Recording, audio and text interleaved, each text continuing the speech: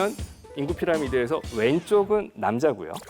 오른쪽은 여자입니다. 이거는 국제 공통이기 때문에 외우셔야 돼요. 남자고 여자입니다. 그리고 위로 올라가면 올라갈수록 고령자입니다. 나이가 많아지는 거예요. 그래서 위에가 서울의 2000년입니다. 그리고 아래가 2015년입니다. 2000년에 화살표처럼 삐죽 튀어나온 게 있죠. 예, 요 삐죽 튀어나온 게 이제 70년대생입니다. 예, 70년대생들이 엄청나게 많은 거죠. 80년대생은 줄고요. 90년대생부터는 이제 아래쪽에 있습니다. 거의 비슷하게 유지가 되죠.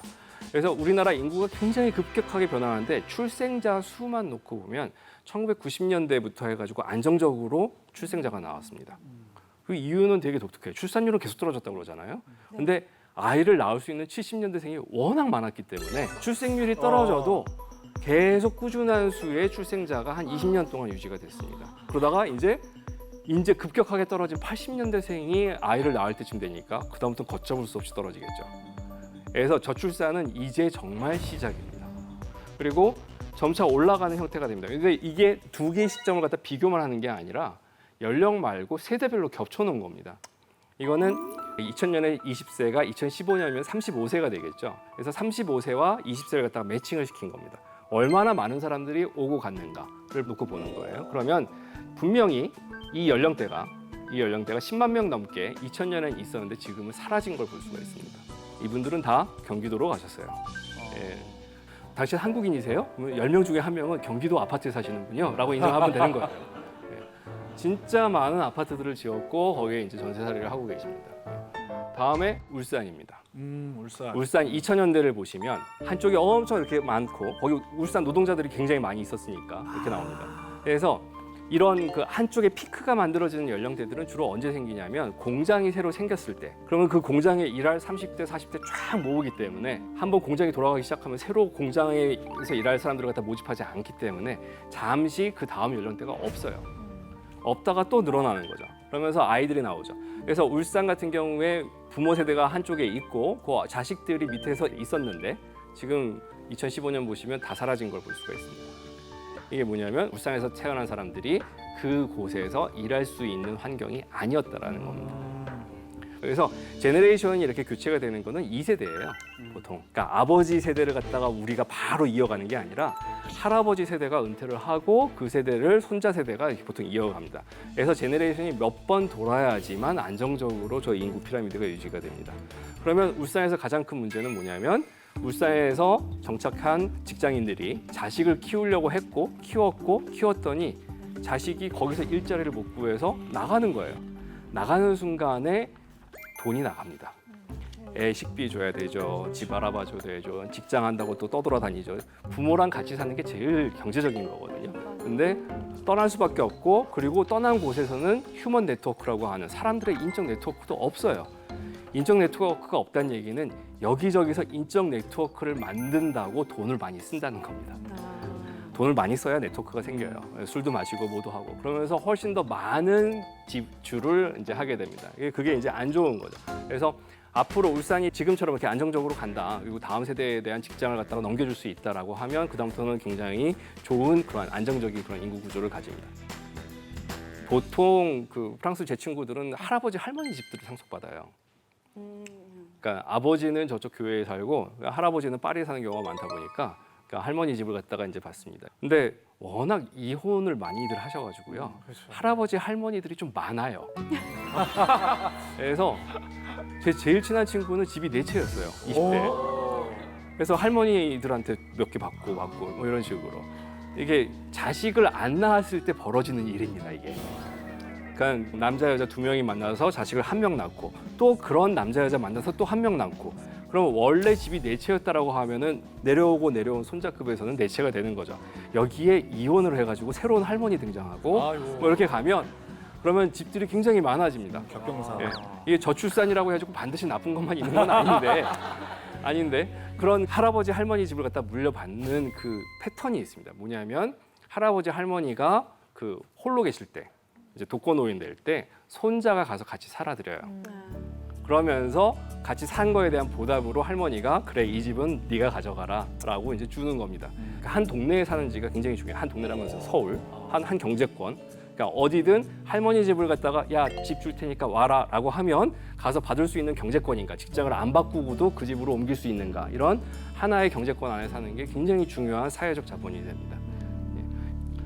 경기도요. 경기도는 정말 거의 똑같다고 보시면 되는데요. 겹치면 얼마나 늘었는지를 알 수가 있습니다. 특히 이제 남자들 같은 경우는 엄청 늘었죠. 예전에 경기도에서 있던 그 인구들의 한 10배 정도가 새로 경기도로 왔고 그중에 8배 정도 되는 사람이 다시 나갑니다.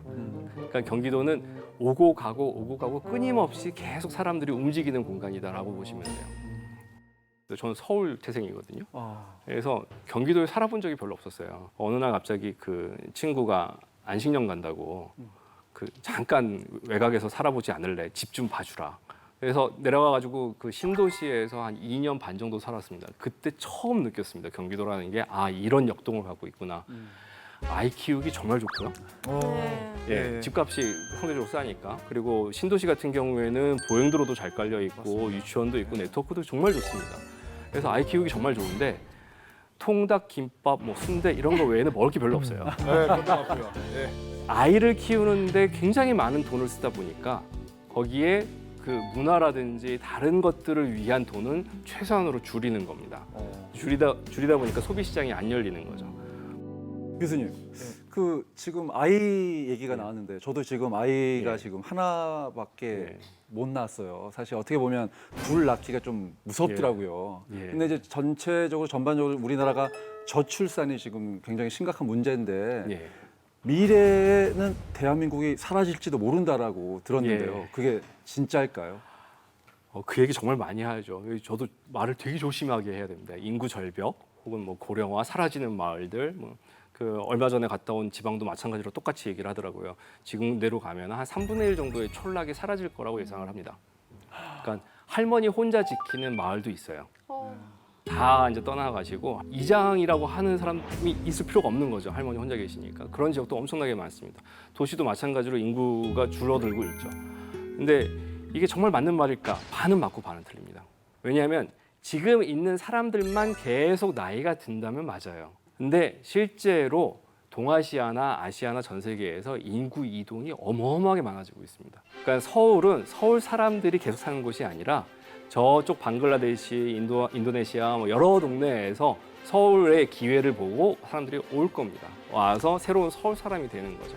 그래서 서울 인구가 정말 줄까요? 절대 줄지 않습니다. 서울 인구는 계속 갑니다. 그러니까 뭐가 문제인가? 도대체 출산이. 안정적인 인구를 예상할 수 없다는 게 제일 커요. 초등학생이 갑자기 확 늘어났어요. 그래서 국민학교가 미어 터집니다. 국민학교가 너무 빠글빠글 해가지고 야 국민학교 새로 지어야 된다라고 했더니 다 지을 때쯤 얘네들은 중학생이 돼요.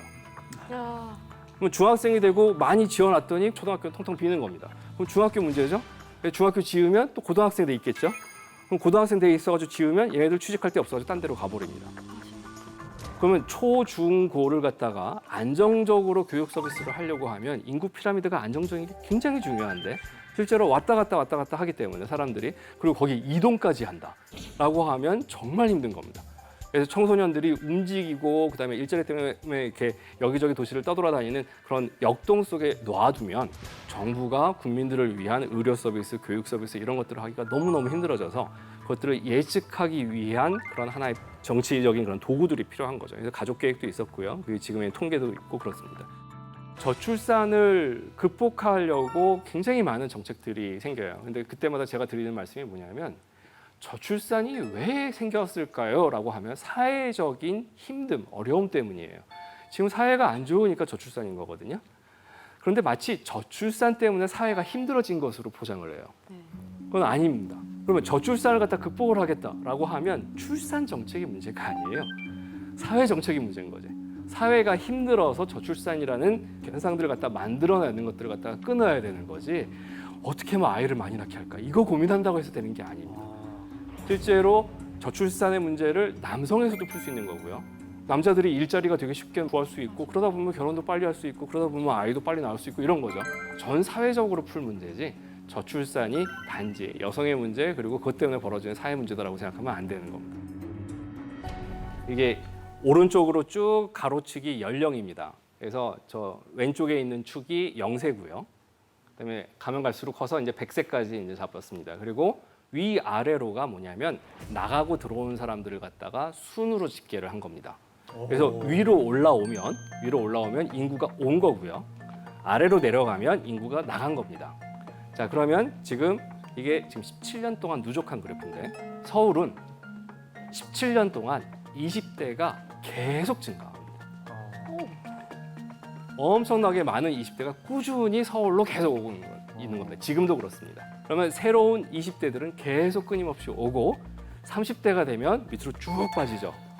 예, 경기도로 가는 겁니다. 옆에 보면 경기도의 그래프가 있습니다. 경기도는 어마어마한 사람들이 계속 오고 있는 거죠. 자, 그래서 20대는 서울을 바라보고 삽니다. 전국에서 전부 다. 그리고 서울은 20대의 블랙홀이에요. 지금도. 굉장히 많은 서울 인구들이 그 20대를 위주로 움직입니다. 부산은 20대가 17년 동안 계속 빠지고 있습니다. 대구도 미약하게나마 계속 빠지고 있는 중입니다. 반면에 이제 광주는 스케일을 갖다 좀 이렇게 낮춰보니까 그렇긴 한데 실제로는 점점 그 폭이 세집니다. 서울이라는 이제 블랙홀로 이제 온다라고 볼 수 있는데 부산에서 20대가 계속 서울로 가면 부산 친구들 중에 상당 부분은 서울에 와 있는 거죠. 부산에서 나간 20대들은 새로운 부산의 20대를 끄는 통로가 됩니다. 형 만나러 가고 하면서 계속 서울로 가는 연습들을 하는데 그때 어느 순간 갑자기 형이 일자리를 갖다 딱 줬다라고 하면 정착이 되는 겁니다. 그러면서 또 서울로 또 끌고 이런 식으로 가는 겁니다. 그래서 지자체 입장에서 보면 20대를 어떻게 잡을 수 있을까가 굉장히 중요한 키입니다. 저 선생님 죄송한데 두 분 저기 커피숍 가셔야 되겠거든요. 두 분 계속 너무 대화하셔가지고 갔다 오세요 두 분. 예.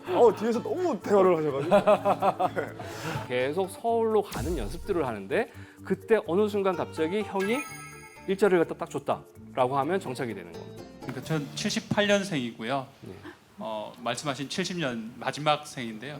저도 시골에서 마산에서 상경을 했어요. 20대 때 상경을 해서 지금까지 자리 잡았는데 말씀하신 것처럼 서울에 자리 잡지 못하고 결국 밀려서 인천 그리고 지금은 경기도에 있습니다. 말씀하신 게 너무 공감이 돼서 그대로네요. 이분이. 그대로인 분들이 많습니다. 예. 그렇게 해서 지금 느끼고 있고 또 초등학생 두 자녀를 데리고 키우고 있어요. 그러다 보니까 더 공감이 돼서 계속 뒤에서 공감된다고 말씀드렸던 것 같은데요. 그래서 그랬습니다. 예, 네.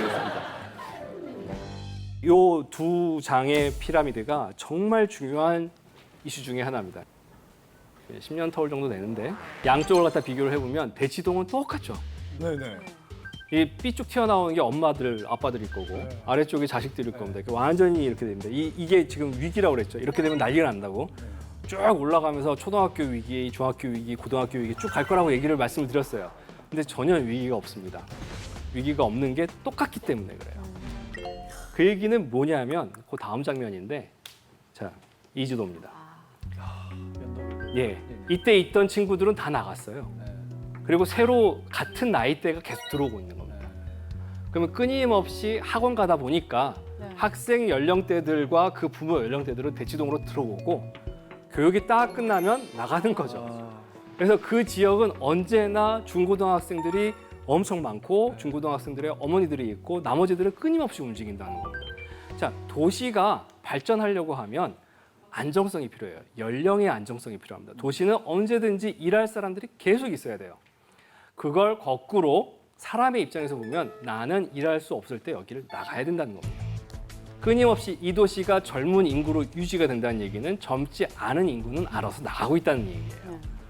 그래서 도시의 안정성은 개인의 삶의 입장에서 봤을 때는 굉장히 불안정한 요소들입니다.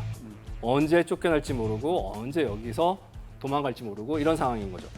그 위에는 이제 마산인데 지금 보시면 피라미드가 두 개가 다른 것처럼 보여요. 한쪽은 넓고 한쪽은 위로 이렇게 있을 것 같은데 겹쳐놓고 보면 그대로 나이가 드신 겁니다. 그대로 나이가 드시면서 마산의 2000년대랑 지금의 마산은 완전히 다른 인구 구조인데 사람들은 바뀌지 않은 거거든요.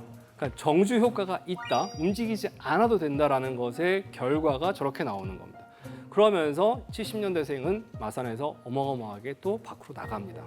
3분의 1 정도가 없어졌다라고 보여요. 마산에 있던 70년대생이 3분의 1 정도가 다른 도시에 사는 겁니다. 그래서 이 두 개의 피라미드가 굉장히 중요한 이슈 중에 하나입니다. 도시의 안정성은 나의 역동성입니다. 나의 불안이고 나는 끊임없이 계속 일을 해야 되는 과정에서 이 도시에 머무를 수 있다라는 거죠. 그러면 노인들을 위한 도시는 없는가? 라는 게 이제 하나의 테마가 될 수 있어요. 그래서 노인들을 위한 도시, 도시에서의 생산력이 없어지는 노인들은 어디서 어떤 식으로 살아야 되는지에 대해서 사회적으로 답을 해야 됩니다. 경제적으로는 어쩔 수가 없습니다. 그냥 밀려납니다. 집값, 인건비, 물건값이 높아야 사람들, 물건들이 도시로 온다고 그랬어요. 그 얘기인즉슨 높은 집값을 감당 못하고 받는 인건비만큼 그 노동의 가치를 갖다 제공하지 못하는 그런 노인분들 같은 경우에는 밀려날 수밖에 없는 거죠. 지금 청년 지원한다고 해가지고 좋아하실 게 아니에요. 청년분들은 여러분들 10년 뒤면 청년 아닙니다. 아, 그러네. 예, 여러분들한테 갈 청년 지원 다 사라질 겁니다. 그 다음 세대가 받아요. 끊임없이 젊은 세대들한테 지원을 해주는 것뿐이지 나를 평생 지원해주겠다라는 건 절대 아닙니다. 대도시는 중간 계급이든 아니면 젊은이든 국가적으로 아니면 사회적으로 지원받는 모든 시스템이 생산력에 맞춰져 있습니다. 생산하지 않는 사람들한테는 점점 힘들어지는 도시가 서울이다. 그래서 도시 외곽에 살면서 이 발전하는 서울을 갖다 즐길 수 있는 상태가 되는 게 제 꿈이에요. 그러니까 도시에 계속 머물 자신은 없고요. 솔직히 여기서 엄청나게 싸워야 되는 건 나이 들면 들수록 힘들어지는 거니까 주변에 머물면서 계속 움직이면서 발전된 서울의 모습을 갖다 볼 수 있는 것만으로도 굉장히 행운입니다. 그 문화적으로 소비할 수 있으면서 왜 주변에 사는 것 이게 정말 제일 좋은 다양한 선택지가 될 겁니다. 우리나라가 이 노인뿐만 아니고 보면은 이제 굉장히 많은 사람들이 그 집값 때문에 자의반 타의반으로 이사를 많이 하잖아요. 이게 우리나라만 그런 건지 아니면 이것도 역시 해외에서도 또 이런 사례가 있는 건지. 아, 우리나라가 엄청 심각하죠. 예. 많이 심각한 예, 거예요. 엄청 심각합니다. 예. 제가 7년 동안 5번 이상 이사를 했거든요. 평균을 갖다 굉장히 낮추시고 계시는데, 예. 근데 그게 역동성이라는 것도 돼요. 우리나라가 발전한 거는 일자리가 있는 곳에 사람들이 끊임없이 움직였기 때문이에요. 자, 울산, 뭐 포항, 야 새로 이제 기계 만들었으니까 일하자라고 해가지고 사람 구합니다라고 하는데 사람들이 안 움직여봐요. 기계 옆에서 계속 노동을 해야 되는데 그 기계로 사람들이 안 온다라고 하면 그러면 말짱꽝인 거거든요. 그러니까 끊임없이 일자리가 있는 곳에 사람들이 움직였기 때문에 가능했던 거고 그 움직인 것이 오히려 정주 효과를 갖다가 안 좋게 바꾼 겁니다.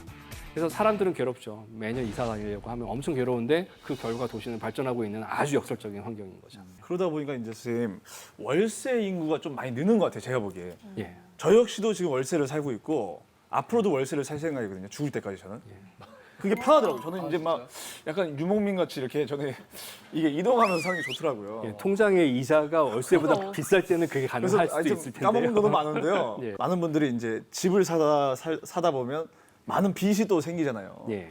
그래서 우리나라 특히 이 서울 쪽에 월세 인구가 많이 느는 것 같은데 이건 앞으로도 또 이렇게 계속 진행이 될까요? 어떨까요? 예, 많이 진행이 될 겁니다. 그러니까 서울에 계신 분들은 주거 문제는 더 열악해질 거라고 예측을 해요. 왜냐하면 서울 밖에 사는 사람들이 서울 집을 살 환경이 점점 더 높아집니다.